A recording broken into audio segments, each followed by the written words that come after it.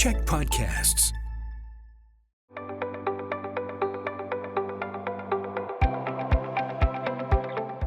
Hi, I'm Bruce Williams. I'm the CEO of the Greater Victoria Chamber of Commerce. Welcome to Chamber Chats, coming to you as always from here in the podcasting studios at the Czech Media Group, one of our chamber champions.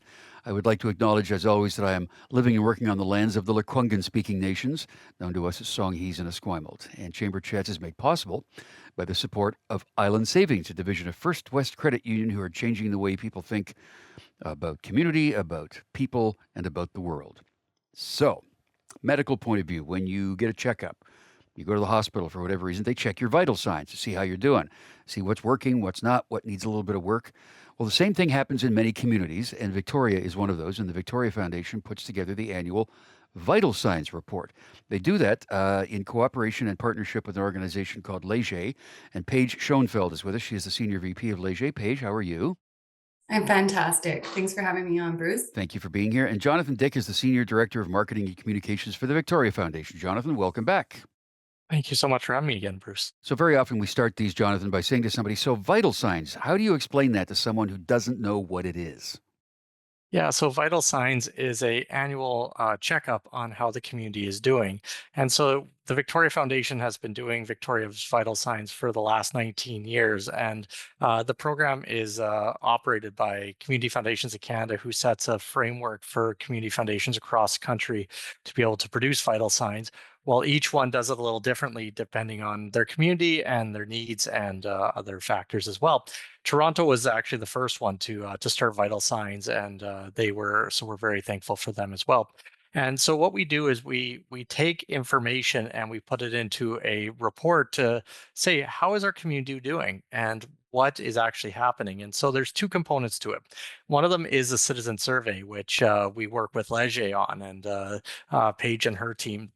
So that's a chance for us to go to the community and ask questions of interested Victorians about how are things? What are your perceptions? What are you seeing? And gather that information and be able to see where that goes.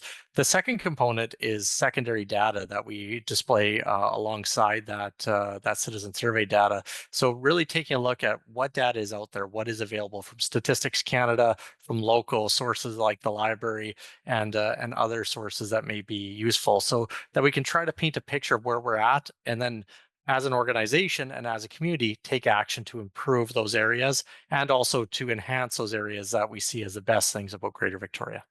Yeah, and it's Greater Victoria. It's not just Victoria-centric. We're going to unpack a Correct. bunch of this stuff in terms of the things that come up when you're checking vital signs for the community. Cost of living, housing, healthcare, addictions, homelessness, mental health, climate change, transportation, poverty. All these things are there. But Paige, tell me about how Leger is involved in this process. How does this all happen for you?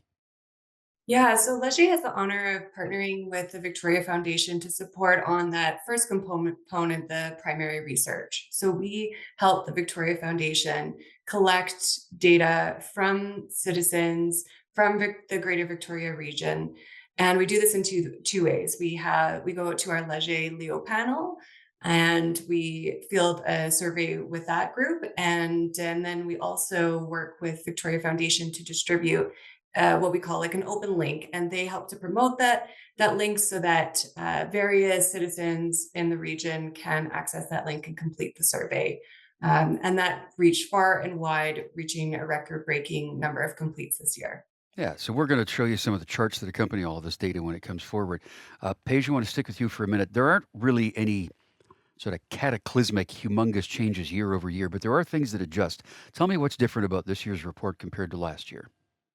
Yeah, exactly. I mean, we largely want to keep it the same because that's how you can track over time how well you're doing to see those improvements or perhaps areas that need some work. But this year, there's usually a theme. And this year, we integrated the theme around looking at future generations. So, what needs to be done? What are some of the concerns among people in the Greater Victoria region around setting up Victoria to be a place that future generations can live and thrive. So that would be the main addition this year. Yeah, this is all done on sort of, it's like an old-fashioned report card where you get an A to an F to see how we're all doing with all that stuff. So, Jonathan, there are things that adjust a little bit. Is there anything that's pretty steady that's unchanged year over year? There are a number of things that are unchanged year over year, including our overall grade. So we are staying at a B this year. It was a B last year as well, after rising up to a B plus. And I do think that that is partially just due to where we're at. I mean, there's a lot of people that are feeling the cost of living, as you see in the most important issues. It's sort of waiting to see where things were going. And the timing of the survey is also important to bring up. So this survey was out in April and May of this year. And so we just also have to think back to that time and think back to what life was like. I know it doesn't seem like that long ago, but a few months can make a huge difference in people's perceptions. And so that was one of the areas that stayed the same. Another one is arts and culture, and so that was an area that that's a B. It's been a B now for the last 5 years, after being a B plus for quite a long time.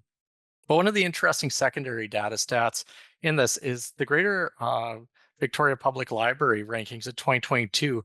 Among 17 reporting urban libraries in Canada, they were first for circulation, they were third for in-person visits, and they were eighth for total number of cardholders per capita. And so I think that's just such a great, interesting stat for our library here in Greater Victoria. Yes, I guess we're book people and we do our research through the library because That's correct. it's a pretty cool system. And just for a Yeah. second, if I can, Jonathan, so 19 years of vital signs. There have been some things that have shifted significantly in that 19 years, I have to think, in their grading. There have been. I think that one of the interesting things that we've seen is safety, and so that's gone from a B to a C plus. And I think that that's an area as a community that I know there's a lot of discussion around. There's a lot of chat around. I know that the city right now is doing their safety and well-being plan conference, and they also have that report coming out shortly. And so I think that that's one that is a really interesting change. And I think that part of that change is also the demographics and the perceptions of safety, and how people are defining that, because you do see differences between younger people and people that are older taking the survey in terms of how they're viewing safety. Yeah, I've been a part of that conference actually, and it's been quite fascinating to hear from people across the region and actually across the province about what they think. So, as this grading has been going on, this report card thing, in the entire 19 years, there has never been an A granted. We're going to talk about that next.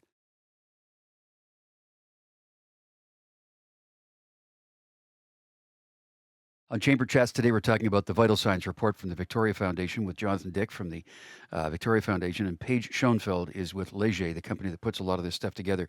Paige, how come there's never been an A? Why do you think that is?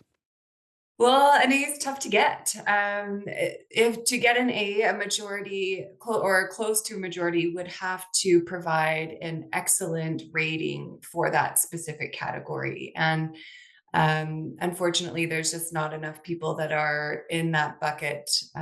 So it's not to say that we won't see an A, but just right now is it's not something that we've seen. Have you seen that anywhere else? Are there other communities that have granted A's? I haven't actually. We just completed another one of these studies for another community, and the same thing. There was not an A, but close. We see some B pluses. There are things that are unique about ours, though, right? Like we have some categories that score significantly higher than most other regions. Tell me about that. Yeah, I would say the area that Victoria does the strongest relative to some other regions is in the arts and culture section, or in the arts and culture category. So Jonathan mentioned a couple of those points, but we know that there's so much going on in the Victoria region with various events and just a very like lively and vibrant culture, very accessible and very open. And I think we're seeing that reflected in the data here. And one of the things that people like most about living here kind of relates to that, Jonathan. I'll go to you for this, is natural environment and climate, which accounts for why we have a sports and recreation score that's pretty high. Yes, and I think that that is something that is an interesting piece. Is when you look at the top five things about the best things about living in Greater Victoria: natural environment, climate, air quality, parks, and walkability. Friends and family is number six on that list, which I also just want to point out because I think that's important too. But these are pieces that we really do value living on the island. I mean, one of the things that people bring up when they say, "What is the best thing about living here?" It's the ocean. it's the parks, it's the urban environment that we have that has green space. I mean, you look at Mount Doug, you look at other spaces, Knockin Hill. You look at these places that we have to go, and even the bike parks. You look at Geordie Lund Bike Park, and you look at the pump tracks around town that are coming up. I think that these are all things that we really value. The other thing that you hear a lot of times is and when we talk about climate, what I believe most people are responding to in that sense is that the temperature, or it's a fairly temperate climate. So you're not getting too hot for the most part, and you're not getting too cold. You're somewhere in that middle zone. And so I think that people who live here really appreciate that, especially when other parts of Canada might have snow and ice and -40 and those type of things. I think it's something that we really value on the island. Again, I know that that's not for everybody, and that people choose to live different places for different reasons. And but I think that is a big part of it, is being able to enjoy that. I know, just from my perspective, being outside almost every day of the year is really valuable to our family, and being able to enjoy that outdoor environment. Yeah, I love that part too. Um, Paige, housing is consistently rated C or lower in this region, especially since we had the spike in prices over the last couple of years, and interest rates and all that stuff that came along. How does that compare? I mean, housing is a concern across the country, but how does our housing rating compare to other places? Yeah, I would say you're basically in the same territory. In the last couple of years, we've seen that housing grade reach a failing grade. It's a little bit better today, and but it's a concern across BC. Housing prices are slightly higher too, so it's going to be slightly more amplified here in Victoria. But we tend to see those with an annual income of less than $50,000 give this have a much higher likelihood of giving it a failing grade than those who have a slightly higher income. So there's different factors at play that will impact that measure, but for the most part, it's a concern. And without some material changes, I don't see that letting up any in a big way, at least anytime soon. And Yeah, John. just building off of Yeah, what Paige just said there, I think that you asked a question of nothing's got an A, and last or 2 years ago, housing got its first F got his F. That's right. Yeah. in Victoria Vital Signs, as Paige referenced, and it is also very hard to get an F, and so that's a really clear message that that's there, and it bumped up, and now it's back down to a D minus. But when you look at the median price of a house in Greater Victoria, a single family home being $1.19 million. I think that also sends a strong message. And also, it's the second most important issue. And when we ask people, what are the top 5 things to address? The top one is affordable housing and rental options. And so I think when you factor that all in together, it is a real challenge. Yeah, I mean, the time when that F was granted was the time when real estate was at the point when people said, You paid how much for what?" There was just that Mhm. big spike that happened all of a sudden, and it was shocking. But as you say, Jonathan, it's coming down a little bit. We scored very well, Paige, on a sense of belonging. That sort of speaks to community in general. Tell me about that. Yeah, I think many of us take having a sense of belonging for granted, or that it's a given. And but what we're seeing in Greater Victoria Region is that this is a place that people feel accepted. They can be open. They feel included. There's this also means that there's a positive mix of diversity and equity and inclusion environment as well, and that does lead to opportunities for citizens to thrive and newcomers to do well. And but at the same time, there are some weaker areas in this category around people of color, specifically having equal opportunities, or having a feeling of that Victorians are um, committed to anti-racism, equity, and inclusion. So there's still some work to be done here, but for the most part, there's a very healthy culture, and people generally feel like they're widely accepted and belong. Yeah, that's certainly been a cornerstone of what we've been doing at the chamber in the last few years as well, to increase the DEI, the diversity, equity, inclusion stuff. So, another factor in all these stats is how old are you? We're going to talk about that next.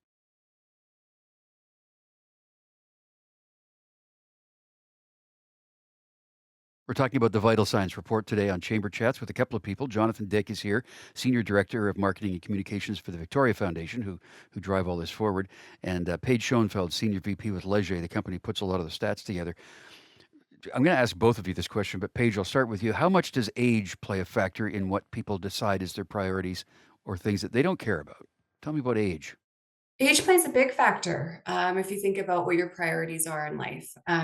When we look at the data, generally speaking, the older you are, the more likely you are to rate several of the key issues and topic areas, including quality of life, higher. And the younger you are, the more struggles or lower ratings that you may have.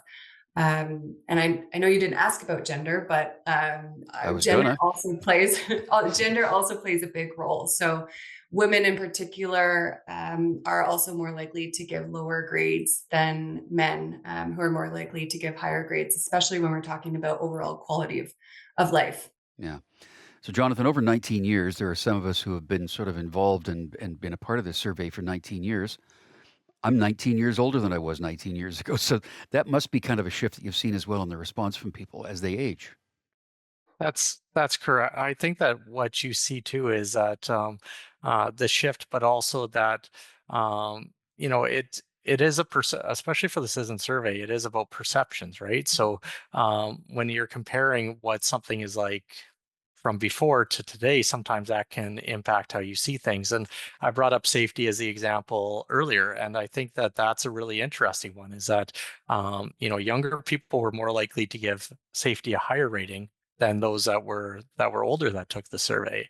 And so I think that part of that is seeing some of the changes in the community, seeing some of the things that are happening in that. When we ask that question, it is a very personal question. I know that when you ask each individual how they feel about safety, there are so many factors that can impact that piece of the question. So I think that over time you do see people's perceptions change and or stay the same. I also think that that can be on the other side as well. So when you see sports and recreation go up a letter grade this year, you see that people are thinking that it is better than it was before.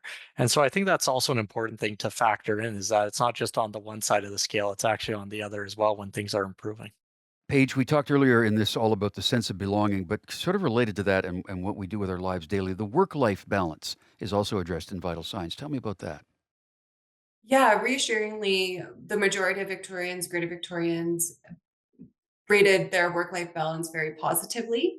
The older you are, the higher your income, you're going to see that work-life balance score increase. So you can imagine, younger individuals, maybe those in those middle years that are being pinched at both ends, that have kids and have elderly parents and working full time, that they would have lower scores around that. But generally speaking, there's a work-life balance here, a good work-life balance here, that certainly the environment and community elements that Victoria offers are going to support that. Yeah, for sure. The climate thing, we talked about that. And the bike lanes show up in here and that sort of thing, cycling Yeah. infrastructure, trails, and all that kind of stuff.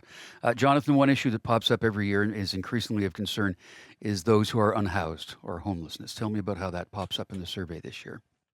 Well, I know that homelessness is the fourth most important issue when that's ranked in that category. So it goes cost of living, housing, healthcare, and then homelessness. And you can really see a tie-in between all of those factors when you really break it down. So I think that when we look at homelessness, it is really tied into housing, which is our lowest grade. It's tied into cost of living, which is our most important issue. And what, getting back to our theme of can you imagine Greater Victoria for your grandkids and future generations? One of the questions that was asked was, "What's your optimism that things will change?" And only 13% of survey respondents felt optimistic that we could address cost of living and it could be an affordable place to live. And so that's a really interesting statistic that I think we need to pay attention to, because what we need to be able to do as a community is give people hope that there is going to be change. We need to be able to have that optimism as a community that we can figure out a path forward, because without that, with these issues like housing and homelessness, it is something that will continue. And I know that at the South Island Prosperity Partnership Rising Economy Conference, Dallas Gislison on our panel was talking about how the number of young people has stayed relatively the same in our community over the years, despite a growing population, and that it is harder for younger people to coming out of school to find jobs and do that. And so they are going to other communities. And so I think that is something that we really do have to find that optimism, and we have to be able to find ways that we can instill that throughout our community. Yeah, and Paige, we can also sometimes draw a connection between some other issues in homelessness, that being addictions and mental health. There can be a tie in there too, right? Yes, yeah, absolutely. They're all related. We saw that access to mental health was one of the lower areas when we talk about healthcare, health and wellness in this survey. So that's something that will continue to get increasing support.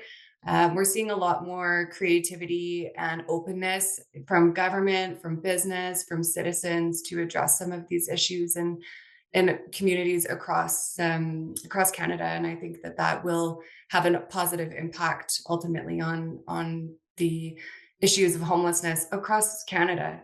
They're definitely felt in Greater Victoria, but it's a crisis across Canada that needs to be addressed as well. Yeah. And Paige, you can't see the future. I don't think you can see the future, but you can see trending and things like that. What do you anticipate being being the results in the next 5 to 10 years in a vital signs report? Yeah, I would just to kind of continue on what I was talking about with the issues around homelessness and those concerns. I think we will see a lot of interesting and creative solutions to try and address these issues. I mean, it has to be. We're not going to continue to let this happen and see our citizens um, uh, be impacted in this way, and including businesses. And so I think that we'll move forward with compassion and just see a lot of great solutions to address that issue that will ultimately improve things for businesses and for citizens as well. The issue around affordability, I think we're in a really tough place right now. We're starting to see some relief with the decreasing interest rates and also reduction in inflation. But and I do hope that that will open up the optimism that you spoke of, Jonathan, and kind of create a sense of security to citizens that it's going to be okay. And it's the Victoria Foundation that puts together this vital signs report every year, and they continue to invest in those solutions we need to make life better for all of us. Thank you both for being here today. Jonathan Dyck is the Senior Director of Marketing and Communications for the Victoria Foundation. Jonathan, thanks for your time. Thank you so much for having me, Bruce. And Paige Schoenfeld is the Senior VP of Leger, the company that puts together all these stats so that we can understand them. Thank you both for being here. I'm Bruce Williams. We'll see you again for another Chamber Chat.